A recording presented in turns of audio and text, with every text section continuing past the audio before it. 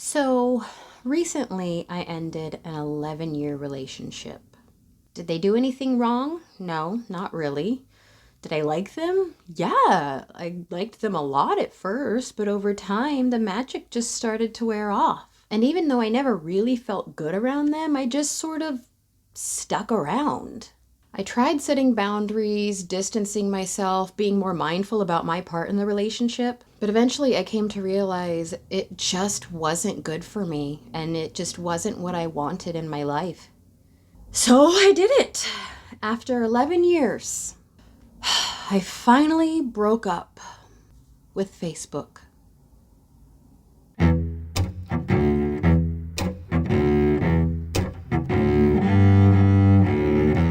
Hello friends, it's me, Sarah. I am on a mission to live my most magical life and I'm taking you all with me. So last week, time is irrelevant in the age of Corona.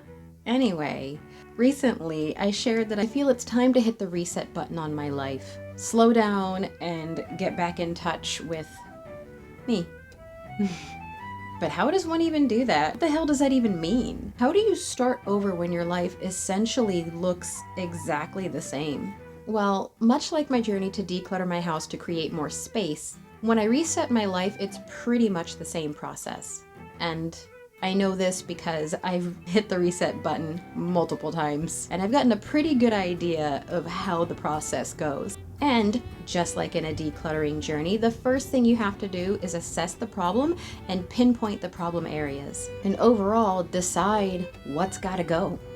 See, for me, whenever I am starting over, it's usually because I've reached a point where I'm overwhelmed. Either I'm taking on too many projects or my energy and my attention is too scattered.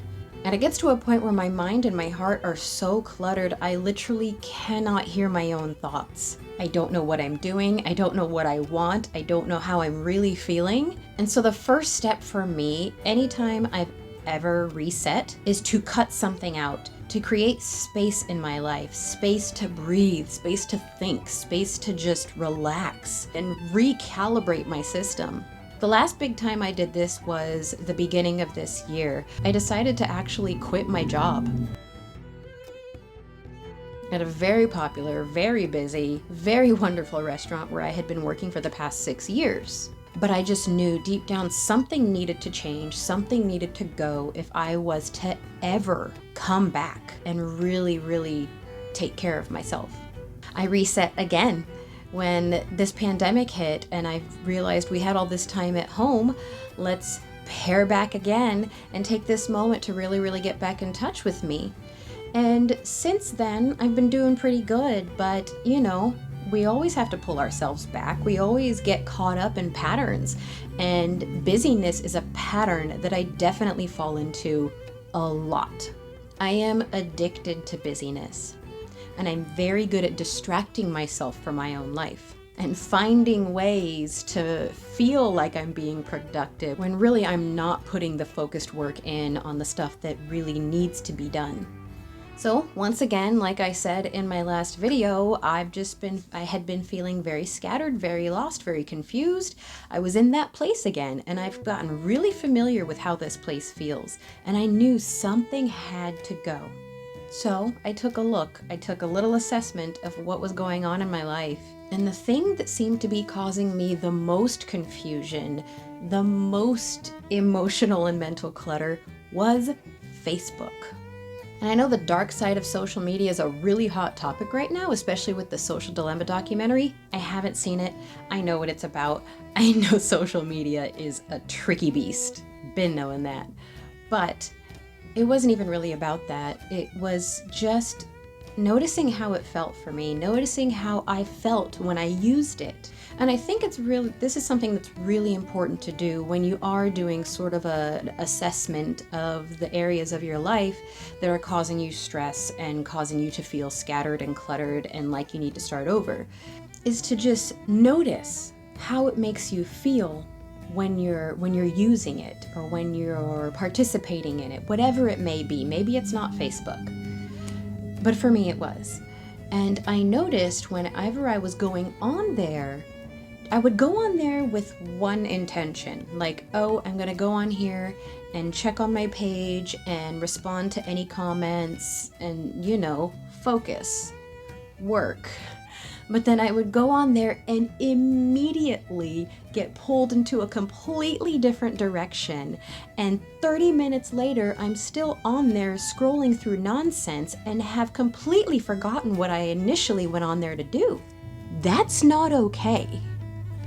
Or I would go on just to check on my friends and family, see how everybody's doing, and as I'm scrolling through, I'm not really reading anybody's posts. I'm not really engaging with anyone.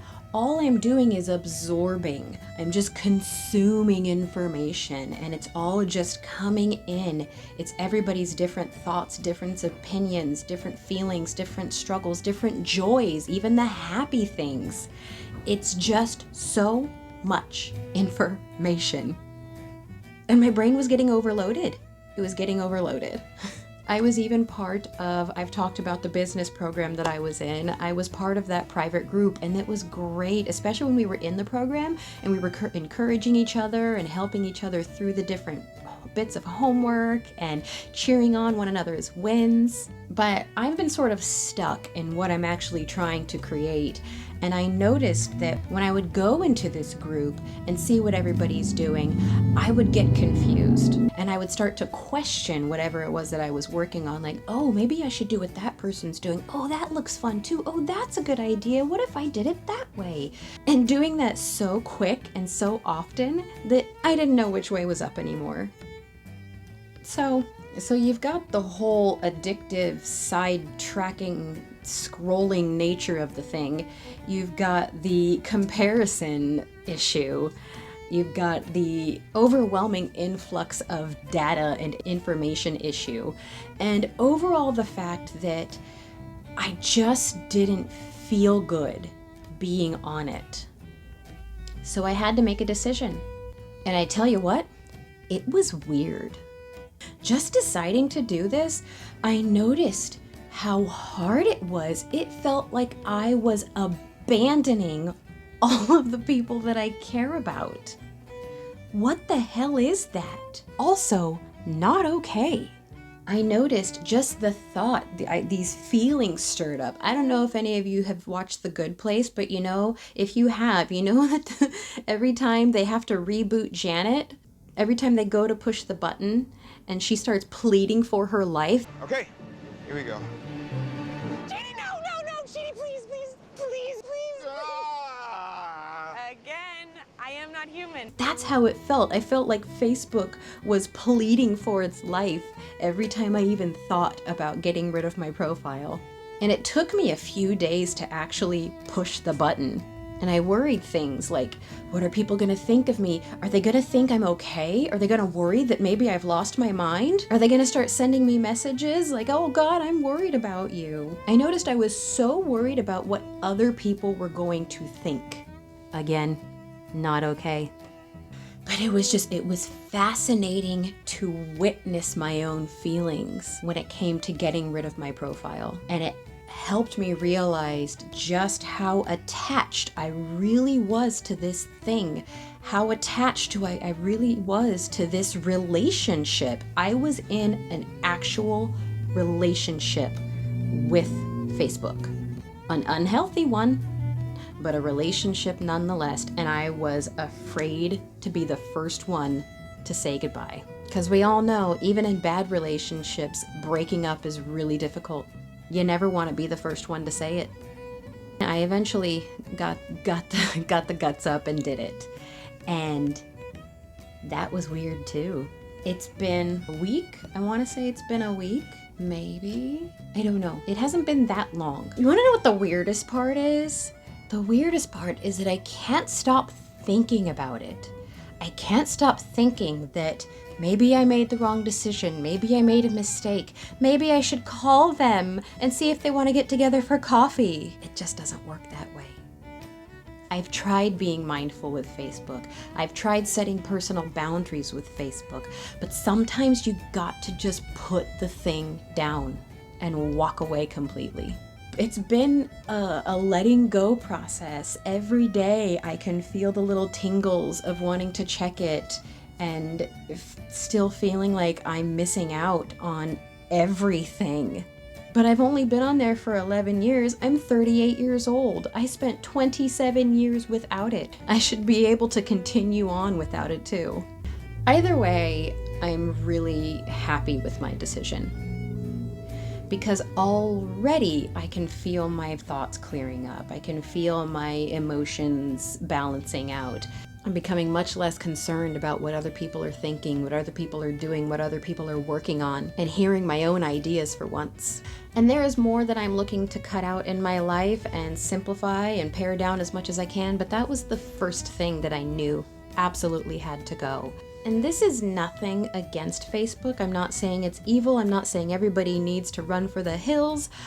That's just what it was for me. If you are in a position where you feel like you need to simplify, where you need to create space in your life, or that something needs to go, it could be anything. It doesn't have to be social media. Maybe you don't have an issue with Facebook, but just pay attention to the things in your life that don't feel good. Pay attention to the things that you're just doing, that are taking up time, that are taking up mental and emotional energy, and ask yourself, how does this make me feel? Do I feel better or worse after I do whatever the thing is? Is it helping me or hindering me? And do I really need it? Because as we're getting into the depth of fall and as we're going further into winter, it's time to think about those things that we want to let go of. And a big theme of this year is coming back home to yourself, returning to a place of wholeness and a place of strength and the feeling of standing firm in your own 2 feet. And to do that, we're going to have to let some things go. So what is it for you? Is it something in your diet? Is it things that you watch? Is it an app you are participate in? Is it a group that you're a part of? Is it a friendship you need to let go of? Is it a job that's just sucking the life out of you? What is it for you? Take some time and really think about it, feel into it, and let your heart speak to you. But that's it. That's all I wanted to talk about today. I hope this was helpful for you in any way. If you have any questions about my exodus from Facebook, let me know. I'm totally down to talk about it. If there's something for you that you're having a really hard time letting go of, I am here to help. I love chatting about these things. But that is all. And if you enjoyed this video, if you found it really helpful, please share it with friends. I hope that me being just super vulnerable and open about my own life can help anybody out there looking to live their most magical life. But anyway, thank you for being here. Thank you for listening. Yes, I'm wearing a Freddy Krueger sweater. I love you all so very much. Okay, bye. So, a week or so ago? Okay, bye. This is the most attractive face I've ever had.